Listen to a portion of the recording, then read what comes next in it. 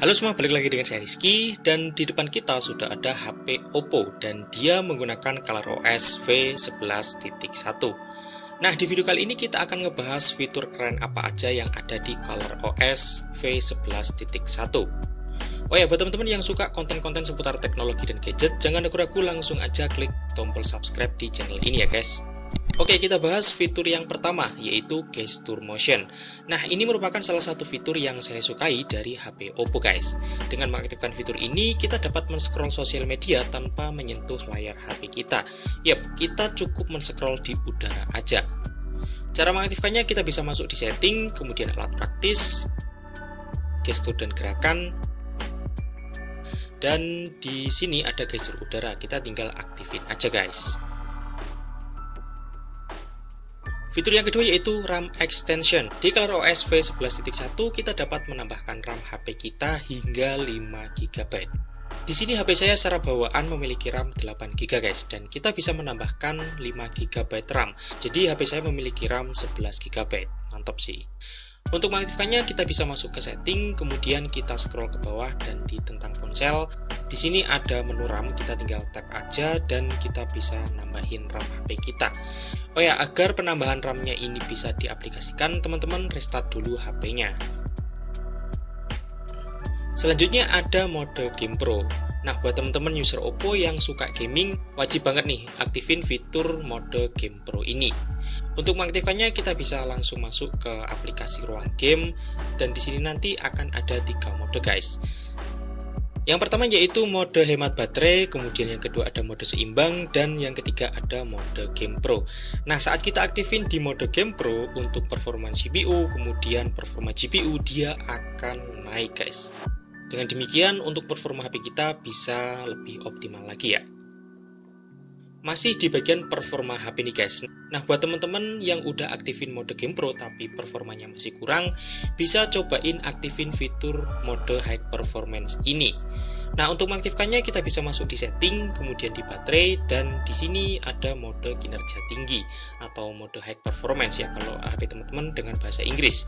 Di sini kita bisa langsung aja aktifin guys, dan nanti setelah fitur ini aktif, di bagian atas akan ada notifikasi seperti lambang speedometer ya guys kalau kita lihat.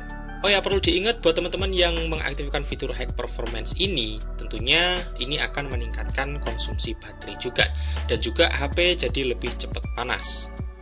Oke, kita masuk ke fitur selanjutnya, yaitu OSI atau Object Cinematic Image Eye Tracking.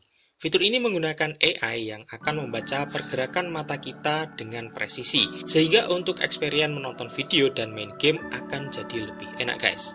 Untuk mengaktifkannya di sini ada 2 cara. Yang pertama yaitu kita bisa langsung aja akses dari control center HP kita. Kemudian cara yang kedua yaitu bisa melalui setting. Di sini kita masuk di setting HP kita, kemudian di layar dan kecerahan, dan di sini ada efek visual OSI. Kita bisa langsung aja aktifin fitur ini.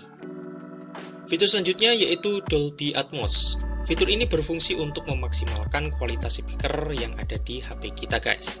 Cara mengaktifkannya di sini kita bisa masuk di setting, kemudian suara dan getaran, dan di sini nanti akan ada Dolby Atmos.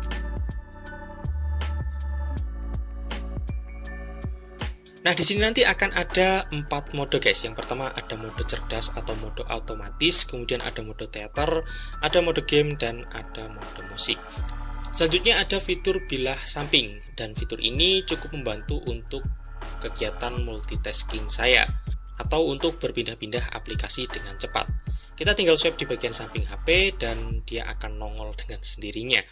Untuk mengaktifkan fitur ini kita bisa masuk di setting, kemudian alat praktis, dan di sini ada bilah samping praktis. Kita tinggal aktifin aja. Oh ya, di sini kita juga bisa menambahkan aplikasi-aplikasi yang tidak tercantum di bilah samping ini guys. Selanjutnya ada kecepatan animasi. Nah, di sini kita bisa mengatur kecepatan animasi saat membuka aplikasi ya guys. Cara mengaturnya kita bisa masuk di settingan home screen, kemudian kita bisa scroll sedikit dan kita pilih kecepatan animasi. Nah, di sini nanti akan ada 3 pilihan. Yang pertama ada cepat, kemudian ada sedang, dan ada lambat. Dan jika kita pilih yang paling lambat, di sini nanti untuk animasinya akan lebih smooth lagi. Selanjutnya ada fitur gestur naik turun icon. Dengan mengaktifkan fitur ini, kita bisa mengakses semua aplikasi yang ada di HP kita dengan satu tangan aja guys. Nanti untuk aplikasinya akan terkumpul di bagian bawah. Jadi lebih memudahkan kita aja sih kalau misalkan kita ingin mencet aplikasi yang ada di pojok atas layar HP kita. Oke, cara mengaktifkannya kita bisa masuk di setting, kemudian di layar awal, dan di sini ada gestur tarik turun icon. Kita tinggal aktifin aja guys. Nah, buat teman-teman yang suka melakukan kustomisasi atau merubah-rubah tampilan HP, wajib banget nih aktifin fitur yang satu ini, yaitu fitur personalisasi. Nah, kita bisa mengaktifkannya dari setting, kemudian di personalisasi.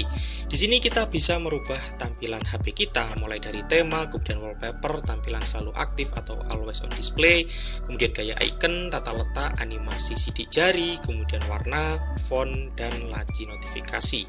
Di sini kita bisa menyesuaikan dengan keinginan kita. Kalau misalkan teman-teman udah bosan dengan tampilan HP, bisa masuk ke menu ini untuk mengganti tampilannya. Menu yang cukup berguna sih, terutama buat teman-teman yang suka bosan dengan tampilan HP-nya. Selanjutnya ada mode berkendara. Nah, fitur ini cukup membantu saat kita sedang dalam perjalanan ya guys, atau saat sedang menyetir. Untuk mengaktifkan fitur ini, kita bisa masuk di setting, kemudian di layanan cerdas. Nah, di sini nanti akan ada mode berkendara, kita bisa langsung aja mengaktifkannya. Oh ya, di sini kita juga bisa mengaktifkan fitur kirim pesan penolakan otomatis ya guys. Oke, itu untuk 11 fitur yang ada di ColorOS V11.1. Mungkin ada fitur-fitur lain yang belum saya sebutkan di atas, teman-teman bisa langsung aja tulis di kolom komentar. Oke, like kalau kalian suka video ini, dislike aja kalau tidak suka, dan saya Rizky, sampai jumpa di video selanjutnya.